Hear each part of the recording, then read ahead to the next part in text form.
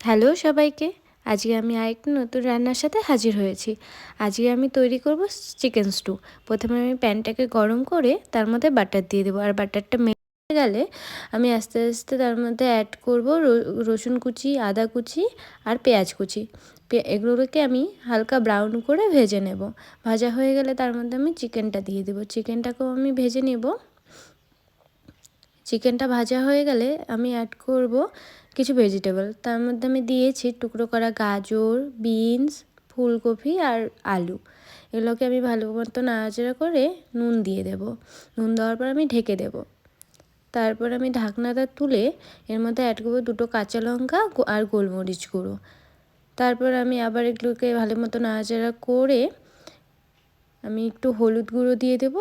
হলুদ গুঁড়ো দিয়ে একটু ভাজা ভাজা হয়ে যাবে, তার মধ্যে আমি গরম জল অ্যাড করে দেবো। গরম জল অ্যাড করার পর আমি এটাকে ঢেকে দেবো যতক্ষণ না সেদ্ধ হয়। আর সেদ্ধ হওয়ার পর এটার মধ্যে আমি বাটার অ্যাড করে নামিয়ে নেব। আমার তৈরি চিকেন স্টু। কেমন হয়েছে সবাই জানিও।